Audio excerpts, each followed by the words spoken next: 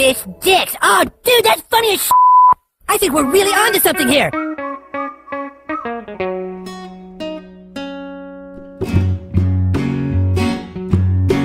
This is Spoiler. Hello and welcome to Major Spoilers. Hello. This is episode.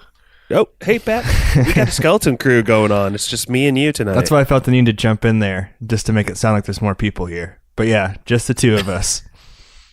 Please keep jumping in. I'm going to need a lot of help. This is Josh. I'm recording out of Elkhart. We're talking before the pod. Some people call me Final Boss, also known as Josh. Pappy, where are you recording out of tonight? Well, Final Boss, I'm recording out of... Well, I don't have any room to make fun of your nickname. People call me Pappy. So I'm recording out of Denver, Colorado tonight. Excited to talk about a new movie I saw. But before we get into our topics, do you want to explain what Major Spoilers is in case this is your first one? I would love to. Major Spoilers is a venue for us to have a little bit of a shorter format. We're going to spoil 1, 2, or 3 movies for you really quickly, and then we usually bring up a random topic to discuss. Tonight's a little bit different because of... I just wanted to start off talking a few minutes about Star Wars hype, because today is Friday, December 15th. Woo! Star Wars came out yesterday. Neither of us have seen it at the time of this recording. By the time this comes out, Stevie will have already seen it. He's going... And... Thursday. Yeah, he'll have already seen it. He said he might record him a voicemail from himself because he... Can you fill us in on why, actually? He wants to record a voicemail from himself to himself 2 days later to see if, like, the initial hype wears off. And, like, because I think that's kind of like the Force Awakens effect. He wants to see if he's, like, super hyped coming out of the theater, and then, like, a couple days later, he's like, what was I thinking? So, and he might also be really drunk. My question is... So that might be part of it. Yeah, I was going to say, why can't he just remember how much hype he I'm had? guessing there's going to be prohibitives to that happening. But... I will have actually seen it by the time this recording comes out. My plans are to see it Friday at like a 1:30 matinee showing. I'm off on paternity leave right now. Pappy, what are your plans for it? Nice. That's how I saw The Force Awakens. I actually skipped out on a company Christmas thing and went to see The Force Awakens in the afternoon. It was empty and it was awesome. But I'm kind of doing the reverse this year. I'm not going at midnight, but I am going at like a 7 p.m. showing on a Friday.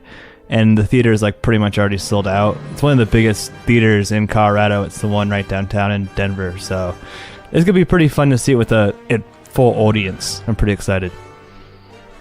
Are you excited for the... I mean, Pappy, you and Mikey and Stevie see a lot of new movies. Me, with my horde of children, it's a little harder for me to get out. Your clan. But how excited are you to... Like, I'm super excited even just to see a theater movie. Where are you at right now? I can't help it. Like, as cynical as I am on Star Wars, and like the Star Wars movies that I've picked for our movie review episodes have all been like the worst ones. But... I just can't help it. Every time a new Star Wars comes out, there's like a glimmer of hope that's going to be super awesome. So, A New Hope? One could say that, indeed. But there have been some reviews out already. It seems to be pretty much mostly positive, but you've been avoiding spoilers as much as you can, haven't you? Yeah, I'm actually surprised to hear that you're so excited, like that excited to see it, because there's been some spoilers in-house fighting. We had a fight, and I think we might lift the curtain a little bit and let people inside our world a little bit to let you know about what that fighting was, but let's do that at the end of the episode. Is that fair? That sounds good.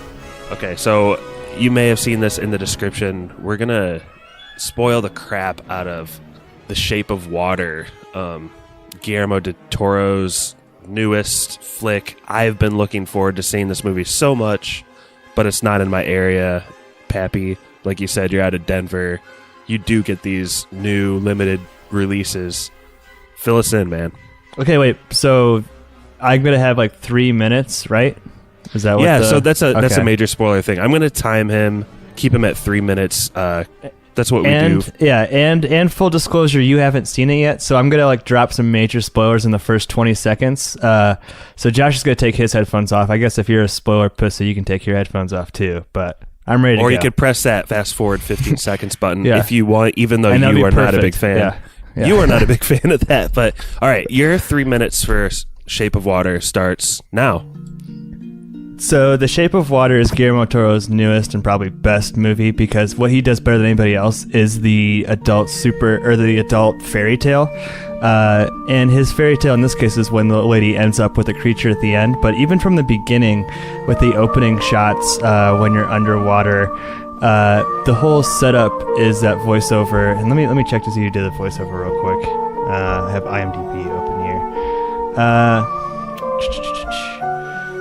So the voiceover, and I should know his name. The voiceover is Richard Jenkins, and this movie also features Michael Shannon and Sally Hawkins, and Octavia Spencer too. So you got a great cast there, but the standout of the movie really is the storytelling itself and the style in which it's told. Like I said, it's a classic fairy tale format, and friend of the pod, Doug Jones, hopefully we'll get him on someday, plays the amphibian man. Yeah, there he's back. Okay, good. But yeah, plays the amphibian man. This movie really shines in the fact that it has that classical element to it, and I think that one could criticize Michael Shannon's performance for being over the top, but you got to realize that he's being like a classical fairy tale bad guy. Like he's just pure evil. Be advised, there's a lot of sex in this movie, a lot of nudity, just FYI. So even though I say it's a fairy tale, it's very much an adult fairy tale. Are there any fish sticks? There are some fish sticks. Say, Eric, do you like fish sticks? Yeah? You like putting fish sticks in your mouth? Yeah? Well, what are you, Eric? A gay fish? Fish sticks! Oh, dude, that's funny as Wow. And I want to say something else too, and this might be another kind of minor spoiler, but there's a musical number that happens at the beginning of the third act. That's one of the coolest things I've ever seen. So, wow. Yeah. Well, going back to Fish Sticks, I think we've seen Doug Jones in a lot of roles where he plays a fantastical character, but typically it's like kind of a minor character, and he's hiding behind, for lack of a better word, a lot of the makeup and prosthetics. I was excited in this movie, and I'm still excited to see it, in that, like, is this some place where Doug Jones is able to actually act and be more of a character with a arc? And this is kind of, I wish I would have had more time to do research, or like wish there's more research out there to be had, because this movie is brand new, but it seems like there's more of a performance capture going on than a motion capture, where you can really get into his facial expressions. The asset, as he's called, really emotes in this movie, and Sally Hawkins' character is actually a mute, so they're both like communicating through sign language and through facial expressions. And actually I have to say that Sally Hawkins, I think that she has a really good chance to win Best Actress, and if this takes home, like, I mean, could potentially get nominated for Best Song. She could win Best Actress, it could win Best Production Design, it could win Cinematography, it could win Directing. I mean, if those things happen, this could be like the best picture of the year, which would be awesome for Guillermo. It would, and we just got a few seconds left here. You had some problems with Pan's Labyrinth, and that you didn't think the fantasy world had a true connection to the real world. How did this movie compare, and did you have a similar criticism with it? For me, Pan's Labyrinth was kind of like walking in the shallow end of the pool, where half of the story was in this fantasy world, but half of it was in a very real, dry, depressing world.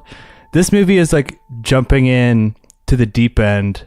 I mean, no pun intended with like the water shots, but you're like in over your head, like in this fairy tale world, and everything is almost like a Tim Burton level of production design, but like coupled with a great story and great performances. So once you're in this fairy tale, you're like in it all the way. And like I said, some of the things that happen in the story just are like wouldn't work if you don't just suspend your disbelief as like to what this world is that you're entering. I think it may be redundant, but is this a yes or no for you?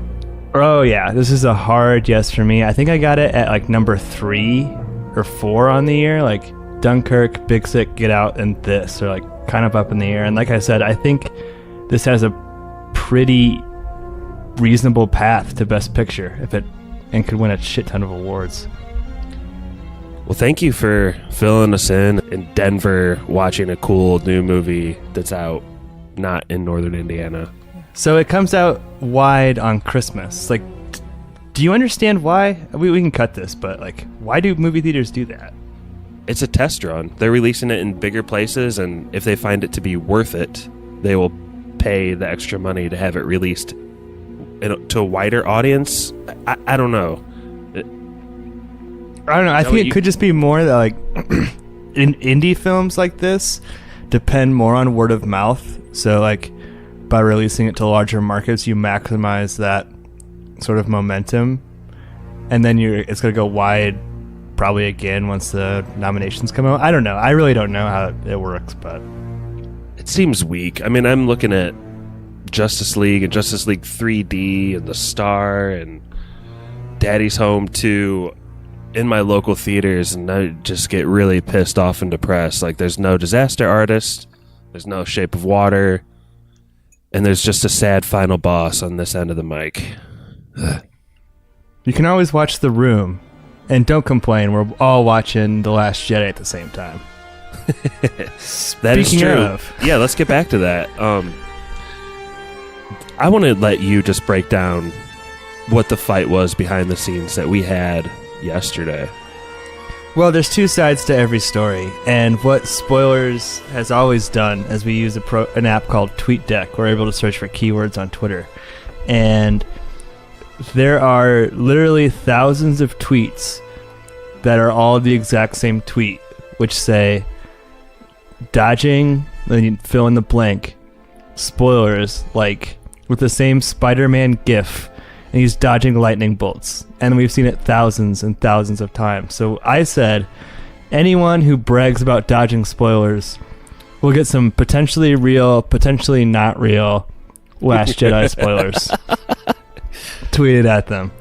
And we've done this before for like Game of Thrones and stuff. Like, we've gotten some people pretty pissed off. But in my view, if you say that you're so good at dodging spoilers, but you're so lazy about saying it, you steal a tweet that's been done millions of times, I have no problem fucking with you a little bit. But what happened in your opinion? Because you were not a fan of that policy. That policy isn't all too bad. Brett Kelly, who's not on the pod today, really hates all spoilers of any shape or form. But he wants to be on a podcast called Spoilers, so yeah, it's a little bit of a paradox, if you will. But I think that that's what they call a paradox. The argument really stemmed from, if I got to get really deep to it, I think the argument we had yesterday stemmed from half of the pod being really scared that you were going to spoil The Last Jedi for us in your research, because you were researching pretty hard to try to find some spoilers. As excited as you are to watch this movie, you don't care about spoiling it for yourself, it seems. Well, I was trying to find some before the review embargo lifted, and I actually did find like one or two tweets that were later deleted that I screenshotted, because I just find that interesting. But once the review embargo lifted, I haven't been like reading those Variety articles or whatever. I have like a kind of baseline knowledge of potentially what could happen, but it's just like more impressions on like what reaction of the movie it was and specific spoilers. So I was just kind of tweeting some shit. Some of it could have been real, some of it could have been not real, but nothing was confirmed. And then after Tuesday, it's just less fun once it's like actually not a leak anymore, you know. Basically, within our group, it seemed like you and Mikey and Stevie are kind of the anti-Star Wars clan and don't really care about spoilers for that. And it was kind of versus Jordan, Brett, and I, and where we kind of want to remain spoiler virgin-y for this movie, but like... But what was like incredible about that time, like in between like Sunday when the premiere happened and Tuesday when the embargo lifted, was like there were no leaks. Like I was on /r/Star Wars leaks. I was like had a literal search for Star Wars spoilers. I couldn't find a damn thing, like, which is so strange because like Game of Thrones, the whole season leaked ahead of time. The whole every plot point leaked. Like, how is Star Wars so air fucking tight? You had a pretty great tweet about how Star Wars has a tighter lid than the White House, I think. It's crazy. It's true, though. Like, there are no leaks in the Star Wars ship. The Millennium Falcon is air goddamn tight. I think that Mickey Mouse threaten to cut off some wieners if any leaks got out, man. I could see that. The newest nerd crew from Red Letter Media is pretty vicious. They're not very nice about people who go to the premiere and then gush about it. But yeah, and that's not us. We're glad you're listening. Thank you. Yeah, thank you so much for listening. We appreciate it. Pappy, do you have anything else before we close out tonight? We're right at 15 minutes now. So Face Off will have come out yesterday, and then coming up after that, as you know, is going to be South Park Bigger, Longer, Uncut.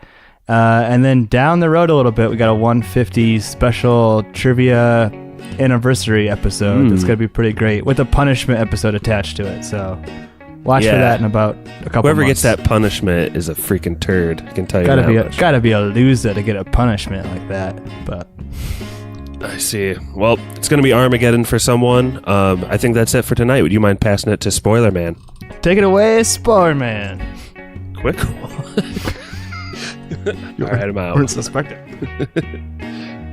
Subscribe on SoundCloud or iTunes. Twitter is @spoilers_pod. Our Instagram is podcast spoilers. It's lit.